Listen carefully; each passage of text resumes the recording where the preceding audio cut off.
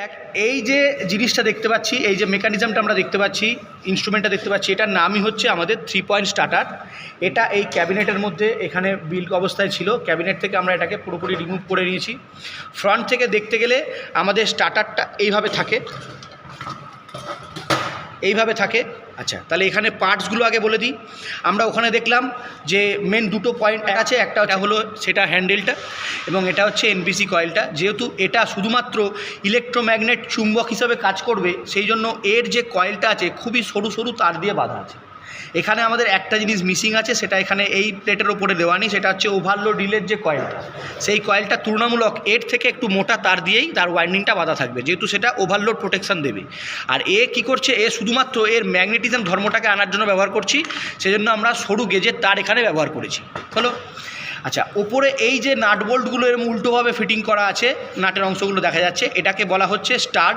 এখানে আমাদের এই একদম যে লাস্টের স্টাডটা, যে স্টাডে সেটা রেস্ট পজিশনে থাকছে, সেটাকে বলছে অফ। আমাদের এর আগেও ছবিতে আমরা দেখলাম।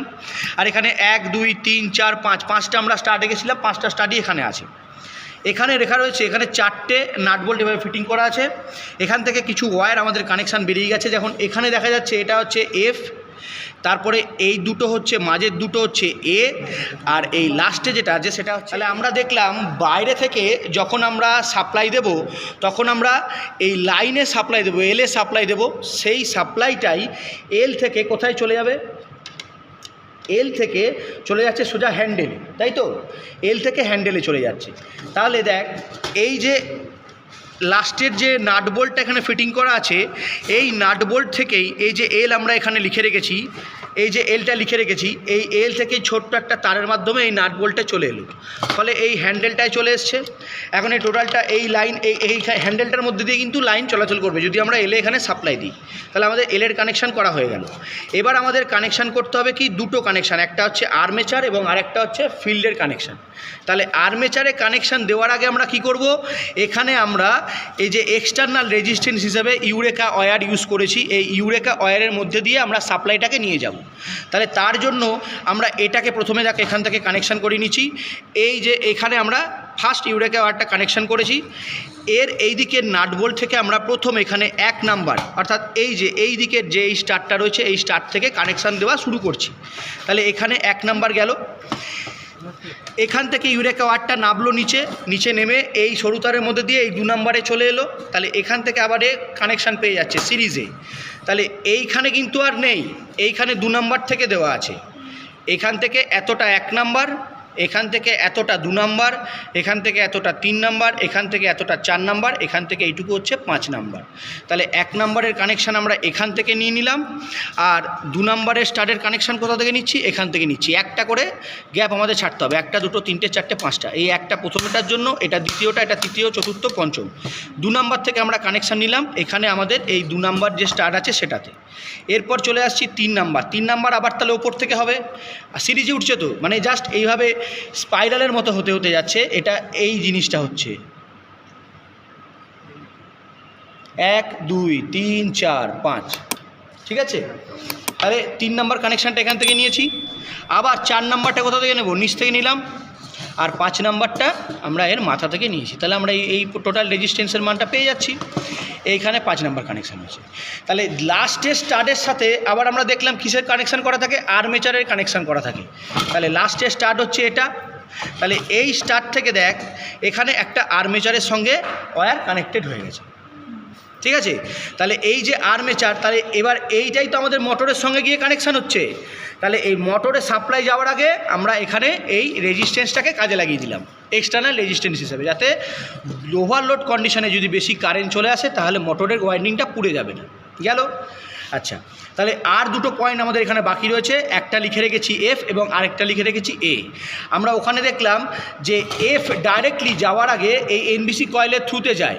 তাহলে এখানে যে এফ সাপ্লাইটা দেওয়া আছে, এই এফ এখান থেকে ঢুকলো, এখান থেকে গেল, এনবিসি কয়েল থেকে বেরিয়ে চলে এলো। ওখানেও তাই ছিল, এনবিসি কয়েলে ঢুকলো, এনবিসি কয়েল থেকে বেরিয়ে চলে এলো। বেরিয়ে এসে কোথায় যাচ্ছিল, একদম রেজিস্ট্যান্সের মাথা দিয়ে গোল করে ঘুরে চলে যাচ্ছিল, গিয়ে এর সঙ্গে টাচ হচ্ছিল।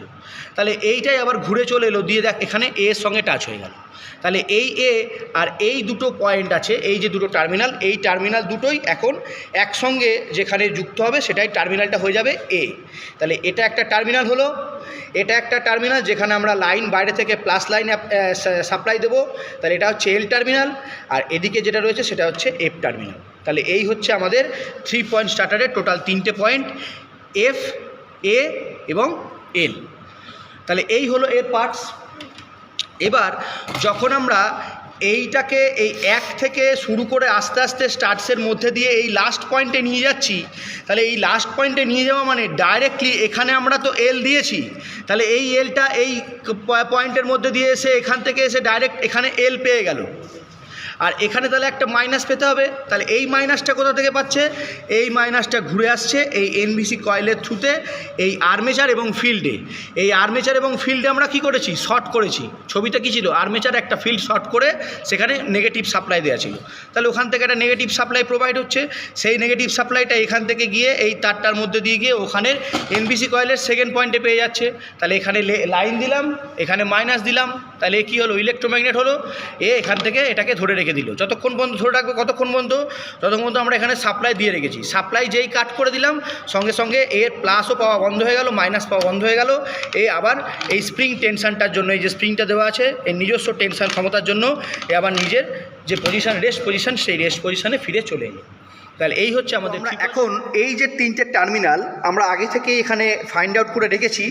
যদি আমাদের কাছে ফাইন্ড আউট করা না থাকতো, তাহলে আমরা যখন ইন্ডাস্ট্রিতে এটা দিয়ে কোনো কাজ করব, তখন আমরা কিভাবে এটাকে আইডেন্টিফাই করব যে এই 3টে টার্মিনালের নামই হচ্ছে এল, এ এবং এফ। তো সেটা করার জন্য এখানে আমরা ইনস্ট্রুমেন্ট নিয়েছি, সেটা হলো series test lamp. Series test lamp আমরা এখান থেকে আমাদের এক্সটেনশন যে বোর্ড আছে সেই বোর্ড থেকে কানেক্ট করে নিয়েছি এবং টেস্টটা করে দেখাচ্ছি সুপ্রিয়। তো ওখান থেকে আমরা একবার সিরিজ টেস্ট ল্যাম্পটা একবার দেখিয়ে দাও। সিরিজ টেস্ট ল্যাম্প গ্লো করছে, তার মানে সিরিজ টেস্ট ল্যাম্প ঠিক আছে। এটা দিয়ে আমরা যে কোনো ইলেকট্রিক্যাল টেস্ট করে দেখতে পারবো। তো প্রথমে আমরা এল টার্মিনালটিকে আইডেন্টিফাই করব। তো আমরা একটু বলে নিই, এই যে ব্লু কালারের ওয়্যারটি দেখতে পাচ্ছেন এর হাতে যেটা রয়েছে, এটির মাধ্যমে আমরা এখান থেকে লাইনটিকে নিয়ে এসেছি, অর্থাৎ আমাদের যে ফেজ লাইন আছে সেটা নিয়ে এসেছি। আমরা কোথায় দিচ্ছি? হ্যান্ডেলে দাও, হ্যান্ডেলে দাও, হ্যান্ডেলে দেওয়া হলো। আমাদের ছবির সঙ্গে, একটু পুরনো ছবির সঙ্গে মিলিয়ে নিন, যেখানে আমাদের এই ছবিটি দেখা যাচ্ছে পাশে। এখানে দেখুন এই লাইনের সঙ্গে, অর্থাৎ হ্যান্ডেলের সাথে কিন্তু আমাদের এল যে টার্মিনালটি সেটির সঙ্গে কানেক্টেড করা আছে। এলে ঠেকাও। যখন এলে এখানে আমরা কানেকশান নিচ্ছি, তখন এখানে আমাদের ল্যাম্পের গ্লোটা একবার আমাদের চেক করে নিতে হবে। দেখুন এখন ল্যাম্পের গ্লো যেটা দেখা যাচ্ছে এরকম পজিশনে আছে। তারপর চেঞ্জ করো। এখন আমরা কানেকশান করেছি এ এর সাথে, এখন কানেকশান করেছি এ এর সাথে। তো এ এর সঙ্গে যখন কানেকশান করেছি তখন আমাদের ল্যাম্পের গ্লোনেসটা এরকম দেখা যাচ্ছে। এরপরে চেঞ্জ করো। এবার কানেকশান দিচ্ছি এফ এর সাথে। যেই এফ এর সঙ্গে কানেকশান দেওয়া হলো, একটি আর্কিং দেখা যাচ্ছে, ইলেকট্রিক্যাল আর্কিং, এবং তার সঙ্গে একটি নয়েজও আসছে, একটা হামিং সাউন্ড পাচ্ছি, এবং এখানে আমাদের ল্যাম্পটা কিন্তু গ্লো করছে। এবার আমরা 3 রকম টার্মিনালের ল্যাম্প গ্লোনেসটা একটু দেখে নেব। একবার প্রথম থেকে দেখানো যাক, এল থেকে। হ্যান্ডেলের সঙ্গে এবং 3টে টার্মিনালের মধ্যে প্রথম যে টার্মিনালটি দেখুন আমাদের গ্লোনেস সব থেকে বেশি। চেঞ্জ করো। এটার ক্ষেত্রে যে গ্লোনেস, তারপর একটা চেঞ্জ করো, এর গ্লোনেসটা কিন্তু আরও কম, এবং সেক্ষেত্রে এখানে একটা হামিং নয়েজও পাওয়া যাচ্ছে, একটা হামিং সাউন্ডও পাচ্ছি। তো প্রথম যে টার্মিনালটি যেটা সব থেকে বেশি গ্লো, সেটা হচ্ছে আমাদের এল টার্মিনাল। এরপরে যেটা হচ্ছে মিডিয়াম গ্লো, সেটি হচ্ছে আমাদের আর্মেচার টার্মিনাল, এবং যেটা গ্লোনেস সব থেকে কম সেটি হচ্ছে আমাদের ফিল্ড টার্মিনাল। কারণ আমরা জানি যে ফিল্ডে রেজিস্ট্যান্সের মান কিন্তু বেশি থাকে। তো এখানে আমরা এর ভেতরে ইন্টারনাল সার্কিট যখন আপনাদেরকে দেখাবো, তখন আপনারা দেখবেন ভেতরে যে ইউরেকা ওয়্যার আমরা ইউজ করেছি এর ফিল্ডের যে রেজিস্ট্যান্সটি, ভ্যারিয়েবল রেজিস্ট্যান্সটি তৈরি করার জন্য, সেটির জন্যই কিন্তু মূলত আমাদের এখানে ল্যাম্পটি এত ডিম অনুযায়ী ডিমভাবে গ্লো করছে। বাকি আর্মেচার এবং লাইনে কিন্তু সবথেকে বেশি সর্বোচ্চ গ্লো হচ্ছে লাইনে, কারণ লাইনটা ডিরেক্টলি হ্যান্ডেলেই দেওয়া থাকে কানেকশান। সেই কারণের জন্য এখানে আমাদের এলে যখন আমরা টার্মিনাল শ্যুট আউট করছি তখন কিন্তু সব থেকে বেশি গ্লো দেয়। এই হচ্ছে আমাদের 3 পয়েন্ট স্টার্টার। ভিডিওটি যদি ভালো লেগে থাকে তাহলে অবশ্যই ভিডিওটি লাইক এবং শেয়ার করতে ভুলবেন না।